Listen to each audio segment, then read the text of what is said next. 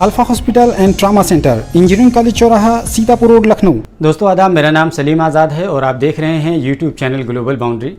दोस्तों, अगर मैं आपसे सवाल करूं कि मौका, समय और हालात देखकर पल पल रंग बदलने वाले प्राणी का नाम बताइए, तो आपके मन में यकीनन सबसे पहले गिरगिट का नाम आएगा। लेकिन मैं कहूँगा कि आप गलत हैं। सही मानों में देखा जाए तो समय और हालात को देखकर पल पल रंग बदलने वाले प्राणी का नाम हमारे नेता हैं। यानी भारत में हमारे नेताजी पल पल हालात को देखते हुए अपने फ़ायदे की खातिर गिरगिट से भी ज़्यादा तेज़ी से रंग बदलते हैं। यानी गिरगिट भी उन्हें देख के शर्मा जाए। और गिरगिट तो मुफ्त बदनाम है। कहते हैं ना कि बद की सोहबत में मत बैठ, बद का है अंजाम बुरा, बद न बने तो बद कहलाए, बद अच्छा बदनाम बुरा।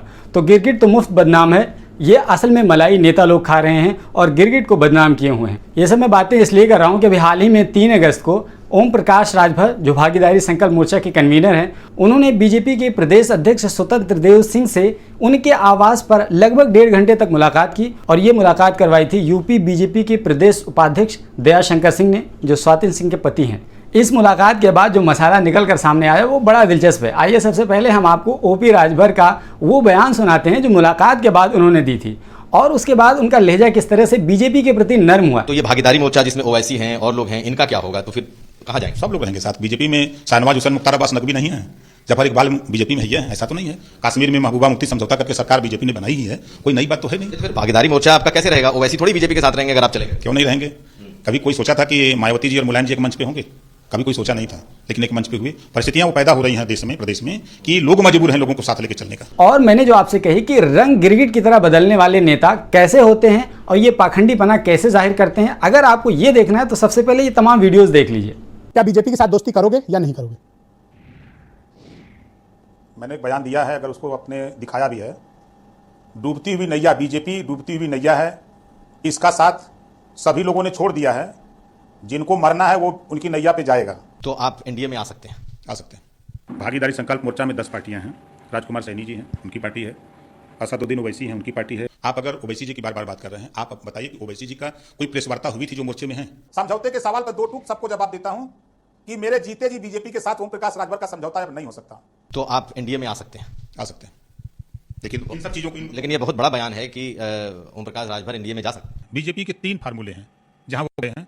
पहला भारतीय झूठ पार्टी, दूसरा उसका नाम हमने रखा है भारतीय जुमला पार्टी, अब आगे सुन लीजिए, भारतीय जुगाड़ पार्टी। तो आप एनडीए में आ सकते हैं?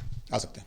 यही नहीं, आइए आपको कुछ और बातें दिखाते हैं कि दरअसल ओम प्रकाश राजभर अगर 2 राजनीतिक व्यक्ति मिलते थे और उसको शिष्टाचार बताते थे तो उनको वो शिष्टाचार मानने के लिए तैयार नहीं थे और कहते थे 2 राजनीतिक व्यक्ति कभी भी शिष्टाचार मुलाकात नहीं कर सकते हैं। लेकिन जब वो खुद मिल रहे हैं और बीजेपी के प्रदेश अध्यक्ष मिल रहे हैं और उसके अलावा चुनाव के ठीक पहले मिल रहे हैं, जिस पर इतनी अटकलें हो सकती हैं, और उसको वो शिष्टाचार बता रहे हैं। आज की जो मुलाकात है ये शिष्टाचार मुलाकात थी, इसका पॉलिटिकल कोई मतलब नहीं। वो नेता जहां बैठते हैं तो स्वाभाविक है वहां धान में खड़ उखाड़ने के लिए तो बात होगी नहीं, धान रोपने की बात तो होगी नहीं, वहां तो हमेशा राजनीति की बात होगी। 2 राजनीतिक व्यक्तियों के दरमियान मुलाकात को वो शिष्टाचार मुलाकात नहीं मानते हैं, लेकिन जब अपनी बारी आती है तो उसको शिष्टाचार मुलाकात बताते हैं। इसी को कहते हैं मुनाफिकत और पाखंडपना, यानी किसी के लिए कुछ और अपने लिए कुछ और। अब आइए आपको बताते हैं कि इस मुलाकात के बाद क्या कुछ रहा। तो असदुद्दीन ओवैसी की पार्टी ने भागीदारी संकल्प मोर्चा से अलहदा होने का ऐलान कर दिया है। कभी हम बीजेपी के साथ नहीं जाएंगे। दरिया के 2 किनारे कभी एक नहीं हो सकते। वहीं हंगामा बढ़ता देख के सुहेलदेव भारतीय समाज पार्टी ने ये क्लियर किया है कि सुहेलदेव भारतीय समाज पार्टी का गठबंधन भारतीय झूठ पार्टी यानी भाजपा से नहीं होने वाला है।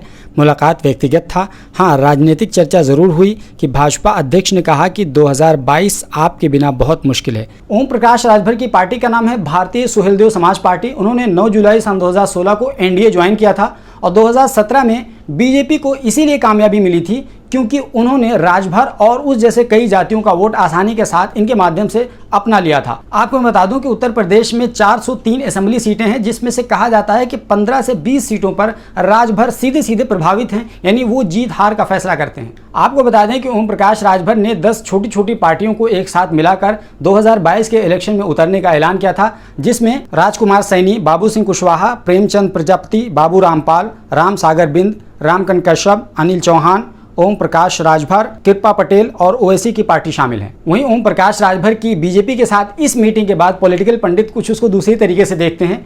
उनका ये मानना है कि वो बीजेपी पर भी और समाजवादी पार्टी, दोनों पार्टियों पर दबाव बनाना चाहते हैं और वो लास्ट में बार्गेनिंग करेंगे और ये देखेंगे कि किस में उनका व्यक्तिगत हित ज़्यादा है, उसी तरफ वो मूव कर जाएंगे। उनकी कोई आइडियोलॉजी नहीं है। यही वजह है कि कुछ लोग भागीदारी संकल्प मोर्चा को सीधे सीधे गद्दारी संकल्प मोर्चा बता रहे हैं। आपको मैं यहाँ बता दूं कि मेरा अपना जो व्यक्तिगत अनुभव है राजनीति के प्रति वो लगभग 10 से 12 सालों का है। यानी 2007-8 से मैंने राजनीति को समझना शुरू किया और परिपक्व होता चला गया और धीरे धीरे मैं भारत की राजनीति को करीब से समझने लगा। वक्त गुजरता गया और राजनीतिक समझ मेरी बढ़ती चली गई। मैं ये दावा नहीं करता कि मैं कोई पॉलिटिकल पंडित हूँ या मैं सियासत का बहुत बड़ा ज्ञानी हूँ, लेकिन मैं अपने तजर्बे और एक्सपीरियंस की बेस पर इतना समझ पाया हूँ कि जो पॉलिटिशियन होते हैं वो बहुत ही बड़े मुनाफिक और पाखंडी होते हैं, बहुत बड़े गद्दार होते हैं। यानी वो किसी के सगे नहीं होते हैं। आप अगर ओवैसी जी की बार बार बात कर रहे हैं, आप बताइए कि ओवैसी जी का कोई प्रेस वार्ता हुई थी जो मोर्चे में है? वो केवल अपने सगे होते हैं, अपने हितों के सगे होते हैं, मुनाफिक होते हैं, पाखंडी होते हैं, एक नंबर के हिपोक्रेट होते हैं।